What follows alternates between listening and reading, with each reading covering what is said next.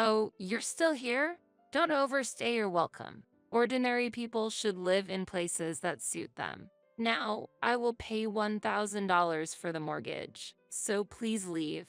I thought, despite having to pay $2,700 every month. I was stunned by the sudden loud voice of my sister-in-law and by how off-target her remarks were. She deepened her stance, saying, I won't let you guys use our house any longer. From now on, my husband and I will live here. Then she ordered me to leave the house. It seemed that similar things had been said to my husband, and my sister-in-law was desperate to drive us out. My husband, Keith, always calm, replied, If my sister says so, we should leave.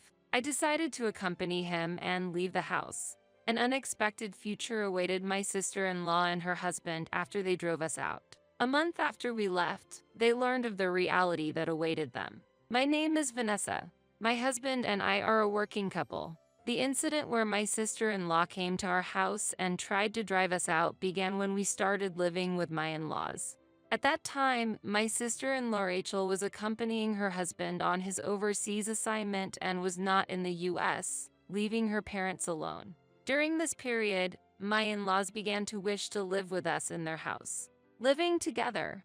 As I was surprised, my mother-in-law said, We are getting older, and living alone brings anxieties. Being with you both will give us peace of mind. Suddenly invited to my husband's family home, we were presented with the proposal to live together. This was unexpected not only for me but also for my husband, Keith. We initially met through a matchmaking app. Meeting through such apps is common, but often interactions end after the first meeting or communication fades away. However, Keith continued to communicate through emails and we had several meals together. I liked Keith and felt that he had similar feelings for me. After 2 years of dating, we got married. Our parents were very pleased with our marriage, given our close ages. However, there was one person whose reaction was unclear. That was Keith's sister, Rachel. She was 3 years older than Keith and had been married for a year when we announced our engagement. Rachel boasted about marrying before Keith, saying, I'm surprised Keith is getting married. Compared to an elite like me, Keith is ordinary, but it's good he found someone. Though she is far inferior to me, at least he's marrying a common woman. I was shocked by her words. Moreover, Rachel continued, My husband is set for an overseas assignment being a successful man. I'm fluent in Spanish, so I'll accompany him. I suppose Keith and his wife can't even imagine our wonderful life. I didn't feel angry at that moment, probably because her behavior seemed so childish. It wasn't because I was particularly tolerant, but because Rachel, who looked down on us, seemed insignificant to me. Keith was probably used to Rachel's behavior and showed his usual smile. Since Keith wasn't perturbed, I decided not to respond to Rachel's comments. She was used to being ignored by her brother, so my lack of response was probably frustrating for her. Was it Vanessa? Are you sure about choosing Keith? I might be older, but even as a woman, I think I'm superior to him, she asked me. I responded, Keith is very important to me. I answered out of love for Keith, but Rachel seemed unsatisfied, saying, But true happiness for a woman comes from marrying a high-status man and living a wealthy life. High status itself brings wonderful feelings. Indeed, some people value being financially supported by a high-income spouse. However, I don't share that value and shook my head, saying, I don't agree with that view. With this reply, Rachel seemed to consider me as someone different, a loser who couldn't share her values. Well, marrying Keith means you're also an ordinary person. Both of you will lead a boring, uneventful life. There are many people who follow such a fate. So don't be pessimistic and do your best, she concluded. I was just shocked by the harsh words directed at us, as we looked forward to our wedding and wished for happiness. Keith always responded calmly to Rachel's words. Witnessing this, I felt my heart wasn't as disturbed by Rachel's words as I had thought, and I regained my composure. Sometime after our wedding, Rachel and her husband moved abroad. As a result, my in-laws, feeling lonely without Rachel and her husband around, proposed that we live with them. Since there was no clear reason to refuse, we accepted the temporary living arrangement until Rachel and her husband returned. Over time, to our surprise, Rachel's husband's overseas tenure extended far beyond the initial plan. And though it felt like a blink of an eye, 10 years had already passed since we started living under one roof. During this time, I was blessed to welcome a healthy baby boy into our new family. However, one concern arose during our extended cohabitation: the aging of our long-inhabited home. Every time our energetic son ran around the house, we worried whether the old pillars and walls could withstand the impact. Without any concrete solutions or suggestions from my in-laws, time just passed by. Perhaps they were also unable to directly address the aging house due to financial constraints or other reasons. Even so, we looked towards a solution: demolishing the old house and building a new one on the same land. Building a new house not only freed us from concerns about aging, but also reduced the risk of damage, no matter how vigorously our son played. When we decided on this, my in-laws were very pleased with the plan. They expressed their feelings and deep desire to continue living with us. Fortunately, after making this decision, we faced no major issues and began preparing for our new stage in life. As we are not wealthy, paying for the new house in one go was impossible, and we resorted to a mortgage, continuing to pay $2,700 monthly. Initially, we hoped my in-laws would contribute to the mortgage. So we proposed, "Father, Mother, we'd like to discuss the house mortgage. What do you think about contributing $1,000 monthly?" They were visibly surprised, questioning, "Why should we pay for it? Isn't the house built by you both? We are just guests and shouldn't bear the cost," refusing to contribute to the mortgage. We had expected them to contribute $1,000 considering their regular incomes, or at least $500 if $1,000 was too much. Contrary to our expectations, they maintained that the house construction was our independent decision and refused any financial involvement. Clearly, arguing wouldn't solve anything, so we decided to manage the mortgage repayments ourselves. Then, one day, Rachel, though living abroad, somehow heard about us living with my in-laws in the new house and questioned, "Vanessa, I heard that you've been living with my parents while we're abroad. Is that true?" Despite explaining, "Yes, it's true. Your sudden absence made your parents feel lonely, and we decided to live together," Rachel abruptly denied my words. Confused, I asked, "Why do you think I'm lying?"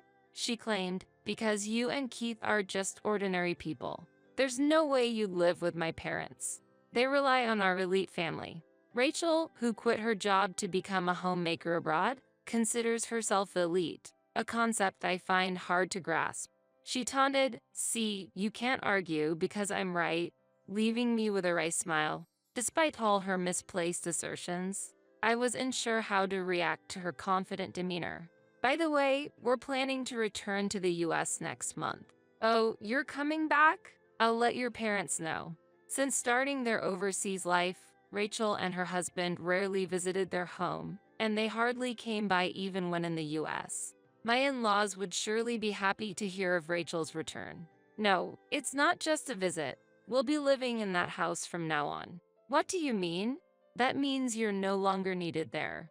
I couldn't hide my surprise at that statement. Rachel living in the family home means her husband's overseas assignment has ended. Initially, we planned to move out at this point, but the issue was the mortgage. It seems that Rachel and her husband would then take over the monthly mortgage payment of $2,700. Her husband, interested with a job overseas, and Rachel, who considers herself elite, should have no trouble with the mortgage payments. Thinking this, I remained silent. Rachel informed me of her return and then maintained her stance. I briefly replied, understood, and ended the call. Considering our future plans, I quickly relayed Rachel's message to Keith. Our son was at school when we talked about this. At that time, my in-laws, sensing that their daughter was coming back, appeared in the living room with beaming smiles. They were delighted, saying, "Finally, Rachel and her family are coming back. This marks the end of our unstable days." Throughout this period, we bore the burden of mortgage repayments. But my in-laws supported daily expenses like electricity and food. We strongly felt the need to avoid a lopsided financial burden in our living arrangement. However, my in-laws were constantly worried, often expressing concerns that making us bear the living costs means your financial situation must be unstable. Indeed, before we started living together, Rachel and her husband, who lived with my in-laws, never let them bear any costs, and they compared us based on that fact. While our stance wasn't fundamentally problematic, Rachel's family's return deemed our presence unnecessary.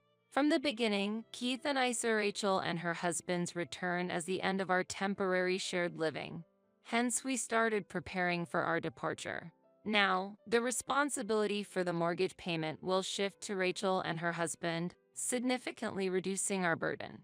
However, their sudden announcement to return made finding a suitable property challenging. Eventually, Rachel and her husband arrived. Wow, this old house has transformed so much. What a surprise. Rachel expressed her astonishment and then turned to me. Oh, you're still here? Don't overstay your welcome. Ordinary people should live in places that suit them. Now, I will pay $1,000 for the mortgage, so please leave. Despite having to pay $2,700 every month. I thought this but realized the $1,000 was something Rachel heard from my in-laws. We had discussed a monthly contribution of $1,000 when we asked for their assistance with the payments. We planned to cover living expenses if they took on that payment, but ultimately, my in-laws decided against bearing the $1,000, leading us to request they cover living costs. Keith and I, even as a family, disliked the idea of one-sided burdens. At that time, it was clear to me that Rachel had misunderstood. She defended her stance, saying, "I won't let you and your husband use our house any longer. From now on, my husband and I will live here." Then she ordered me to leave the house.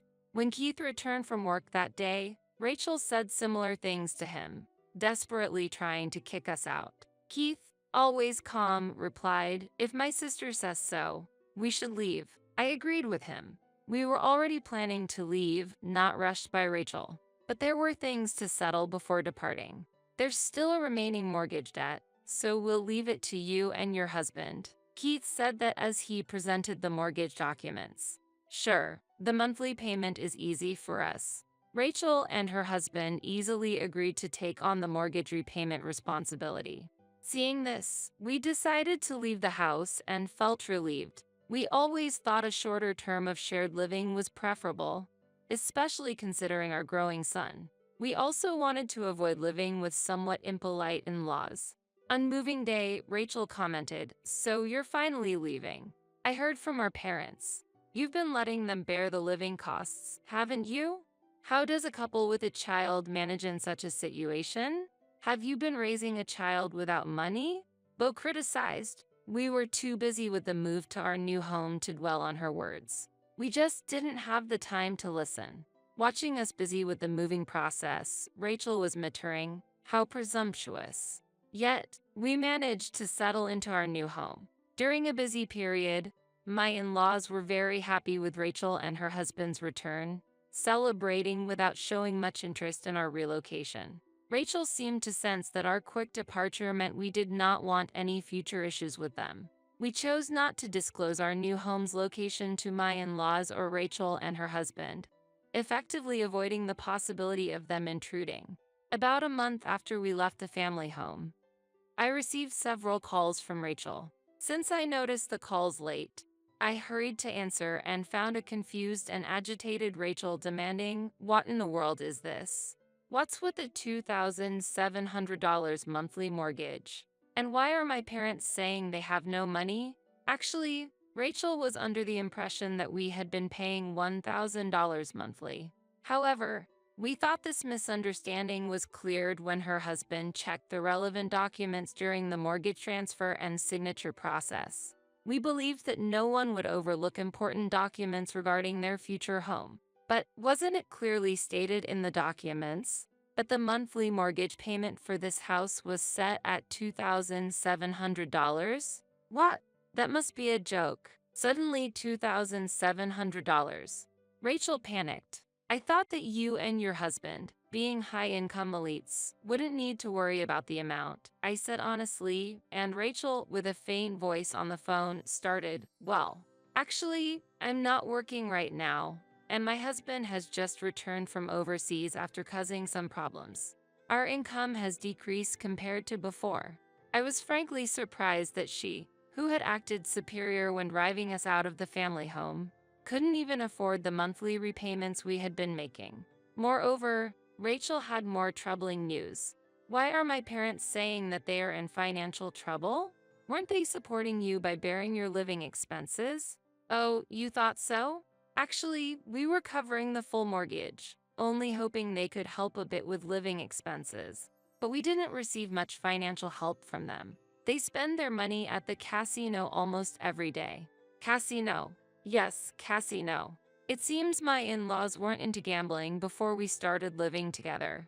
They became addicted in the past few years, and Rachel might not have been aware of this fact. With hardly any income, and now a monthly expense of $2,700.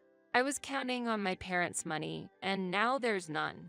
Vanessa, please lend me some money, Rachel pleaded. However, I declined. Despite her looking down on us, she was asking for help from us, the ordinary people, when in trouble, indicating her desperation. But we have a growing son and need to save for the future, so we couldn't afford to support another household. I conveyed this fact and ended the call. Later, I heard Rachel and her in-laws tried to visit our new home without planning, only to end up at the wrong address and inadvertently involved the police. Rachel, who has found a new job, is keeping her in-laws away from the casino, pulling her part-time earnings for mortgage repayments. On weekends, the four of them create a very tense atmosphere at home. Whether they will eventually lose the house or manage to complete the mortgage payments remains uncertain, but we are focusing on enjoying our lives without worrying about their situation. Whatever the future holds, we, the three of us, are committed to not assisting Rachel, her husband, and my in-laws, enjoying our days to the fullest.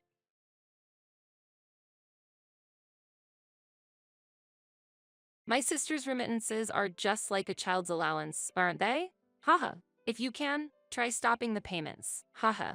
I've been sending money to my family for 18 years since becoming a working adult. Yet, to be treated like this by my parents and sister, unforgivable. I've worked so hard for my family. I'll decisively cut ties with these people. My name is Wendy. I am 37 years old. For 18 years since graduating high school, I have been diligently working as a working adult. I have a younger sister named Jennifer, who is much younger than me. Jennifer graduated from university a few years ago and has been working for 4 years. Unlike me, Jennifer has been spoiled by our parents from the moment she was born. After Jennifer was born, our parents' affection completely shifted towards her. Even though they were warm to me before, they gradually became indifferent. Mom, there's a school event coming up. Even when I tell my mom about school events, she doesn't seem to look at me. Mom's busy taking care of Jennifer right now. But I was told to make sure to tell you and Dad by my teacher. Yeah, just leave the printout over there. Oh, and Mom, today's lunch was pasta. You're so persistent. It doesn't matter what you're talking about. Can't you see I'm busy with Jennifer? I'm sorry. Conversations with my stay-at-home mom decreased, but it was the same with my dad. He ignores me and heads straight to Jennifer when he comes home from work. Jennifer, I'm ho. Dad's back. Dad. Today at school. What, Wendy? School stuff is for your mom. Dad's tired from work, but Mom's busy with Jennifer. Dad's tired and wants to see Jennifer's face to get energized. Be quiet for a bit. Okay. It's true that Jennifer is cuter in both appearance and personality. I admit that. With her clear double eyelids, beautifully curled chestnut hair, adorable laugh, and friendly nature despite her youth, Jennifer has everything I don't. Yet, I still long for our parents' love. Even when I got into the top high school in the county, there wasn't even a congratulations from them. And then, in the fall of my senior year of high school, I tried to talk to my parents about my future during dinner. Mom, Dad, about college. At my words, my father frowned. Listen, Wendy, you're the eldest daughter, so from now on, live for Jennifer's sake. What? What do you mean, for Jennifer's sake? After you graduate from high school, don't go to college. Start working and help out with the household expenses. Help out. We live in a rental property. So, at least pay the rent. A rental property. But this is public housing, and it costs $1,000 a month. Are you saying I should pay $1,000 every month?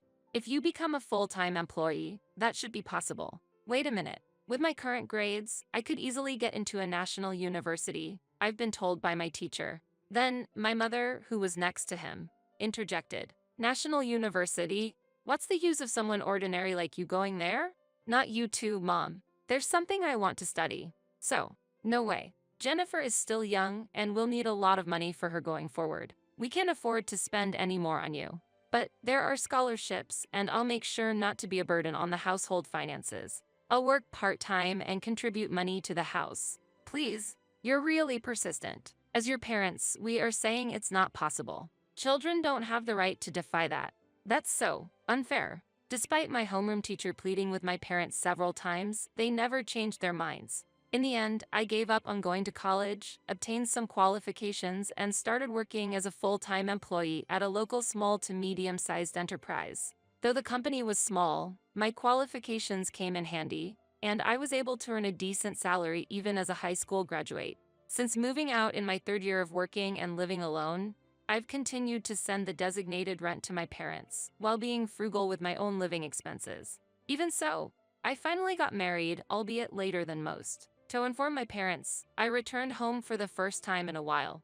In the front yard, my parents and sister were having a cheerful conversation. I'm home. Before I could greet them, I overheard a shocking conversation. We only consider Jennifer to be our daughter, right, Sarah? That's right. Jennifer graduated from college and even got a job at the same company as Dad. In comparison, Wendy. She only finished high school and got a job at some unknown company. Dad feels ashamed. Exactly. We took care of her until she graduated high school, and yet, she hasn't even said thank you. What an ungrateful child. Then Jennifer, unaware that I was listening, began to speak. Mom, Dad, don't be too harsh. It's pitiful for my sister, right? After all, she's working hard for us even with her lower education level. Haha. Well, indeed. You're right about that, Jennifer. Yes. Even if she's not that capable, she can earn money. Let's continue to take as much as we can from her. That's right. If Wendy pays the rent, we can save money, and we can spend that on other things, right? Jennifer will need various things now that she's working. Unlike Wendy, Jennifer is beautiful, so she needs money for her upkeep. That's right. I even got scouted by a model agency on the street the other day. That's my daughter. Wendy is a far cry from you. I wonder who she takes after. That's why. Even the little monthly change from a sister like that is better than nothing. Well, it's a bit embarrassing she only finished high school though. Haha. The moment I heard that conversation, something inside me snapped. Unbelievable. Do they have any idea how much I've worked for this family? Following instructions, working, and sending money home. I've even sent birthday presents every year since becoming an adult. And above all, I've been paying this house's rent in full. I thought someday they would praise me. Someday they would acknowledge me with faint hope. But all of that was just a dream. Instead, to be spoken of so terribly behind my back. Before I knew it, I had stepped into the yard. My parents and sister looked at me in surprise. Embarrassed about being a high school graduate? Do you understand why I couldn't go to college? With an awkward face, Jennifer asked, Sis, you were here? I directed my anger at her.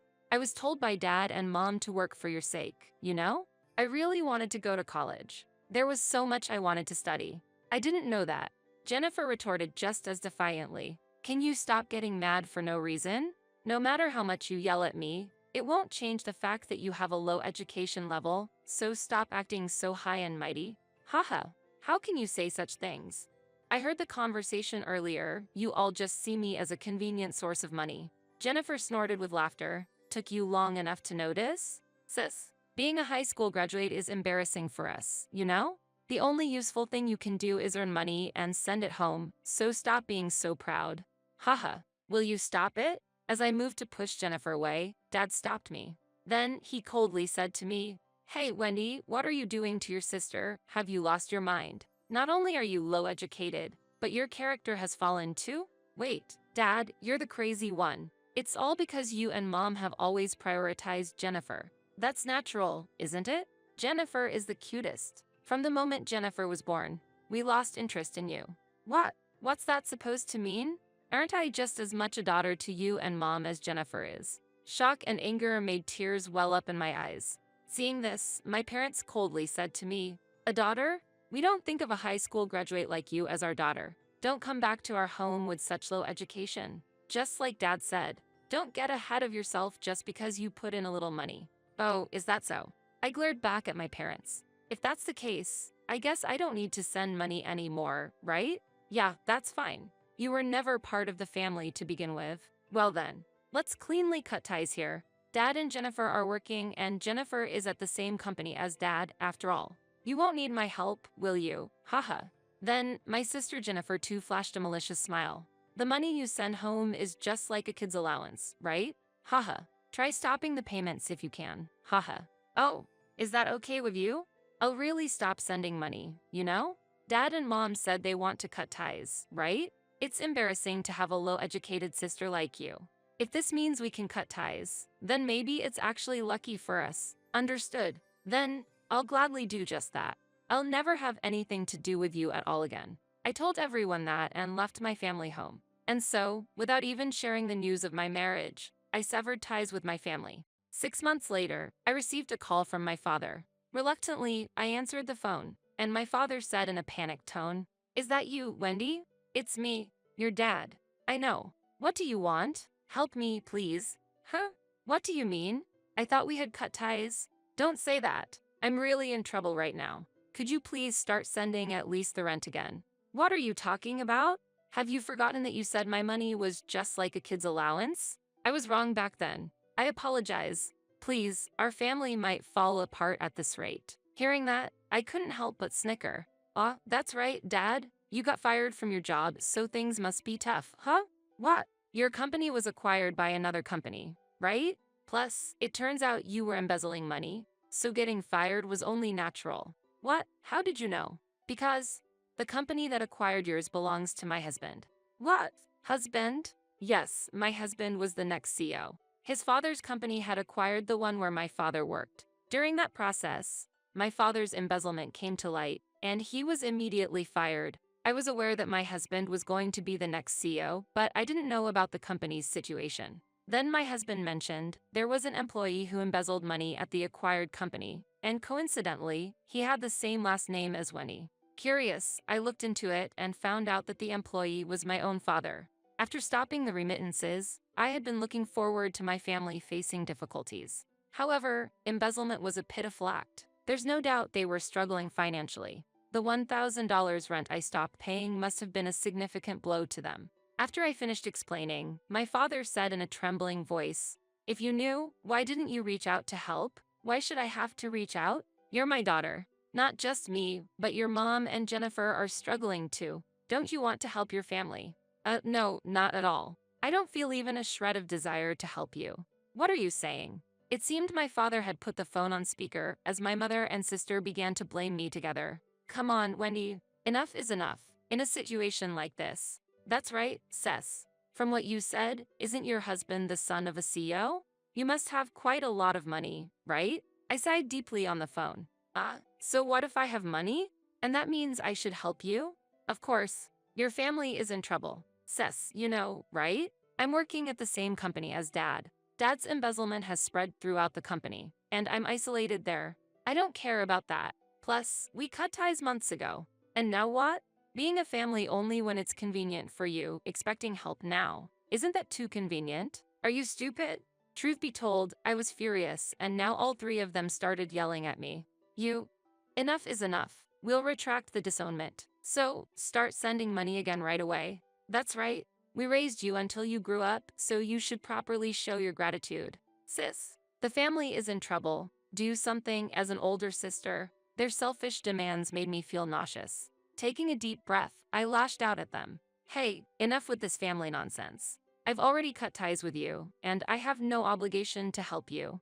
To only act like a family when it suits you. No matter how much trouble you're in or how miserable the outcome, it has nothing to do with me. All three of you can go to hell, you scum." I hung up the phone and immediately blocked the contact details of my parents and sister. Since then, I haven't seen them. Now that I'm married and living in a new home with my husband, it's unlikely they'll be able to find me. Rumor has it that my father couldn't repay the embezzled money and ended up in legal trouble. My sister, known in the company as the embezzler's daughter, resigned in an awkward atmosphere. With both of their breadwinners gone, my mother is juggling part-time jobs while depleting their savings to get by. Naturally, they couldn't afford the house rent and apparently moved into a cramped one-room apartment. There's no prospect of repaying my father's embezzlement, and my mother's part-time income is barely covering living expenses. My sister hasn't found a new job and has been shut in her room indefinitely. The end for the family that drove me away turned out to be quite grim. Well, it's their own fault. Meanwhile, I've been working as a secretary after my husband took over as CEO. Though I'm still inexperienced and busy every day, my life is incomparably more fulfilling than before. From now on, I'll forget about such a family and live my life thinking only of my new family. Why do you, a complete stranger, insist on staying in our house for so long? My sister-in-law reprimanded me with an angry voice. After losing my beloved husband, I continued living with my in-laws. Was I not allowed to be there? I never thought you were this kind of woman. Leave as soon as possible. Even my usually kind mother-in-law began to criticize me harshly. If that's how it was, I'd leave on my own. These were the words I screamed in my heart, but I suppressed them. I understand, I said while vowing revenge. My name is Gina, and I am 40 years old. I work as an elementary school teacher. My husband, James, also an elementary school teacher at a different school, was 42 that year. We were married for 12 years. We met at the first elementary school I worked at after graduating from college. James, 2 years my senior, was a reliable senior colleague who taught me various things about school life. Through work, we were drawn to each other and eventually got married. I loved children and became a teacher to spend time with them. But sadly, we didn't have any children. My father-in-law passed away in his 50s before we got married, and James lived with his mother until I joined the family. Thanks to the real estate and other assets inherited from my father-in-law, my mother-in-law was financially secure. However, since the beginning of our marriage, we had decided to pay $2,000 monthly to my in-laws. We had a dream we wanted to realize. Despite needing to save for it, we regularly transferred money to my in-laws for utilities, food, and a small rent out of a sense of duty. We continued to work as teachers, increasingly worried about the growing number of children not attending school. Our dream was to establish a learning center where such children could study comfortably.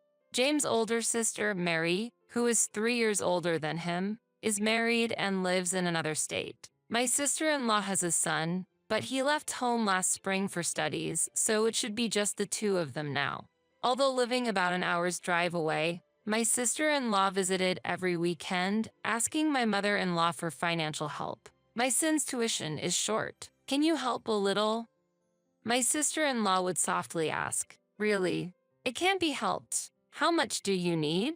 My mother-in-law would spoil my sister-in-law for some reason. James couldn't understand why. Frustrated, he finally asked his sister one day, "Sis, you received a fair amount from Dad's inheritance, right? Why are you always short of money?" He asked incredulously. My sister-in-law then retaliated. "You don't have any kids, so you wouldn't understand. Raising children is incredibly expensive. You talk about inheritance, but that money can't last forever." However, my sister-in-law's spending was clearly excessive even in my eyes. Once she asked for money for education, another time for home repairs, and before that, for food. Every time, my mother-in-law would give my sister-in-law a considerable amount. I couldn't understand why. That day, we went to our respective schools as usual. An ordinary morning, the usual scenery. Until that phone call. I received news that James had collapsed and was rushed to the hospital. Urged to hurry there, I exclaimed in shock, "What? My husband collapsed?" Confused, but upon reaching the hospital, I found James unconscious and he had to undergo thorough examinations. I wished it was all a bad dream. But despite aggressive treatment, James passed away that night. Faced with this unexpected event, I didn't even have time to cry, immediately taking leave from work to arrange the funeral. I felt I couldn't mentally survive otherwise. My mother-in-law, likely more heartbroken than me, courteously received the mourners throughout the funeral. It was an opportunity to meet my sister-in-law's family again. My sister-in-law's husband, Robert, and their son, Alex, who was a college student, helped devotedly. However, my sister-in-law herself didn't seem to grieve over her own brother's death. It almost seemed like she was happy about it. After James' funeral, I returned to my mother-in-law's house. My sister-in-law's family said they had other things to do and went home without dropping by. Then, my mother-in-law spoke quietly. "Gina, I never thought being bereaved of my son would be this lonely." Hearing these words, my pent-up sadness burst out, and I broke down crying. "If it's okay with you, Gina, would you stay in this house forever? I'm lonely living by myself." My mother-in-law spoke kindly to me. "Let's support each other from now on, mother," I replied, wiping away my tears. However, more troubles followed. Just as we decided to live together, my mother-in-law suddenly collapsed. It might have been due to the grief of losing her son. She was diagnosed with a stroke. Fortunately, she survived but was left with paralysis in her right side. My mother-in-law, relying on a cane, wished to continue living in her house. "There are so many memories in this house. I want to spend my time here," she said that with a slightly slurred speech, but with determination. "I'm fine, so please continue to focus on your work, Gina," my mother-in-law kindly told me. However, I was worried about leaving my half-paralyzed mother-in-law alone at home. We decided to use long-term care insurance for home care with the help of a helper. Even after James passed away, I continued to contribute $2,000 monthly for my mother-in-law. However, my sister-in-law started visiting her mother more frequently. "I'm just worried about Mom," my sister-in-law said, "but could anyone understand this?" From past experiences, I felt I shouldn't easily believe my sister-in-law's words. My mother-in-law, having lost her mobility and feeling weak, asked, "Gina, Mary wants to live here with us. What do you think?" "Mary wants to. What about her husband?" I asked in surprise. "Alex is already in college and not at home. She says it's okay for her to live here alone. Her husband might move here eventually too," my mother-in-law explained. I felt uneasy and asked frankly, "If you think it's good, I won't oppose it, but what about me?" "What are you saying, Gina? You're like a daughter to me. It's totally fine for you to be here," my mother-in-law assured me. However, if my sister-in-law actually moved into the house, I wouldn't be able to stop her like James did. This left me with unresolved anxiety. Amid these concerns, I had to leave the house for a week-long training, leaving my mother-in-law's care to the helper. "Mother, I'll be away for a week from tomorrow, so please follow the helper's instructions," I said, trying to sound lighthearted to ease my mother-in-law's anxiety. "Don't give money to Mary if she comes, and if something seems odd, contact her husband, too." I was very worried about the possibility of my sister-in-law visiting the house during her absence. I couldn't concentrate on my training because of this worry. Upon returning home after a week, I was greeted by my sister-in-law. "Welcome back, Mom wants to talk to you." My sister-in-law looked at me with a smug smile. I had an ominous feeling. Entering the living room, my mother-in-law looked at me with a displeased expression. "I'm back," I greeted timidly, overwhelmed by the atmosphere. "Gina, were you trying to kick me out and put me in a facility?" My mother-in-law suddenly accused me with anger. Confused by the situation, my sister-in-law chimed in. "Hey, Gina, remember what you said before? You said, 'I want to put Mom in a facility. It's too much to handle her,' didn't you?" She continued as if I had said such a thing. "It's okay since you're a stranger anyway. I'll take care of Mom from now on so you don't need to be here anymore." My sister-in-law said this to me with a deliberately harsh face. My mother-in-law also showed her anger, screaming at me with a fierce look. "I can't believe it. You're a nuisance. Just leave quickly." "Understood, I will leave." With no strength to argue back, I held back my tears and started packing my belongings. Leaving behind the items filled with memories of James, I took only the essentials and left the house. "Thank you for everything," I said at the entrance, to which my sister-in-law, who was eager to drive me out, said, "You're still here? Leave quickly." A mix of sadness and frustration greatly disturbed my heart. I, being driven out of the house, returned to my parents' home without notice. What happened, Gina? What's with the luggage? My mother couldn't hide her surprise at my sudden return. Sorry for the suddenness, but right now, I don't want to talk about it. I'll go to work from here, so please leave me alone for a while. The room I used to occupy at my parents' house was now empty. I laid down the luggage, laid on the floor, and gazed at the ceiling, letting my thoughts wander. What did my sister-in-law plan to do with her own family? My mother-in-law had mentioned that Robert might eventually move in with her, but I never sensed such intentions from my sister-in-law. I wanted to think it was none of my business anymore, but I couldn't stay silent when I thought of my mother-in-law. Then I remembered something. The day before James collapsed, he tried to tell me something and was about to hand me an envelope. But he was called away by his mother, and I never got to hear about the envelope from him. What could be inside it? Could it be a will? I was worried. Hesitantly, I opened the envelope and checked its contents. It was.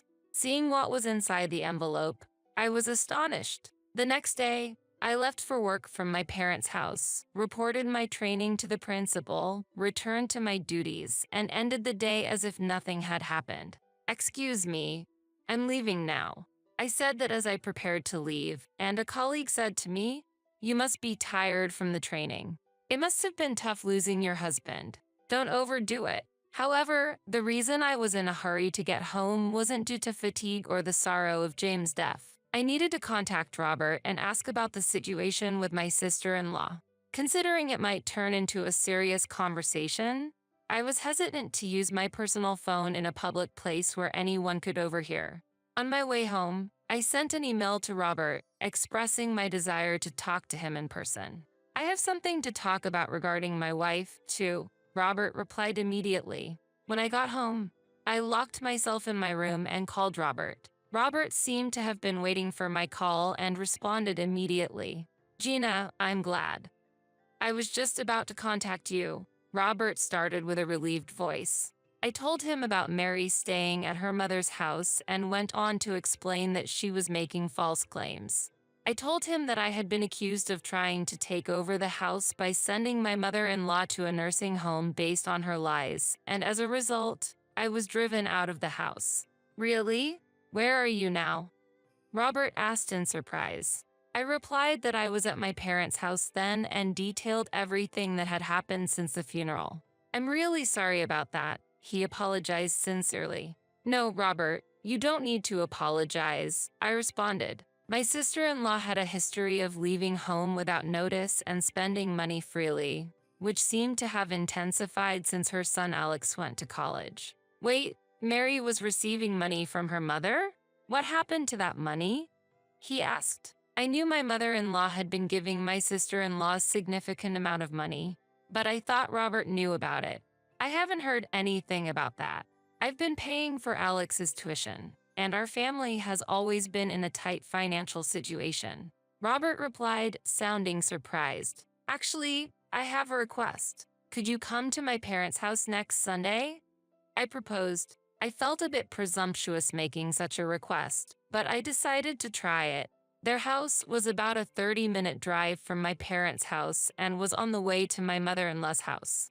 I had planned to meet Robert and then head to my mother-in-law's house together. "Understood. I know roughly where it is, so I'll rely on navigation. I'll contact you again when I'm close." Robert agreed to my suggestion and ended the call. Shortly after, I received a call from my mother-in-law's house. What could it be, just a day after the previous events? With that thought, I answered the phone. "Hey, you. You used money without permission, didn't you? Give it back immediately." My sister-in-law yelled at me. "What do you mean by using money without permission?" I asked, confused. I couldn't understand what my sister-in-law was talking about and felt completely misunderstood. When I checked Mom's bank account, the balance was too low. "What did you use it for?"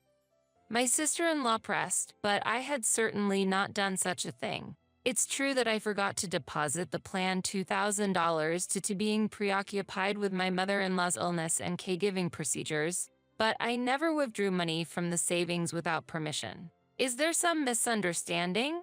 I have made deposits into her account, but I've never looked inside the passbook. I firmly replied. My sister-in-law seemed unsatisfied with my answer and raised her voice. Come over on Sunday. Let's clarify this matter. This was convenient for me, so I replied, understood. Let's discuss it in front of her, and ended the call.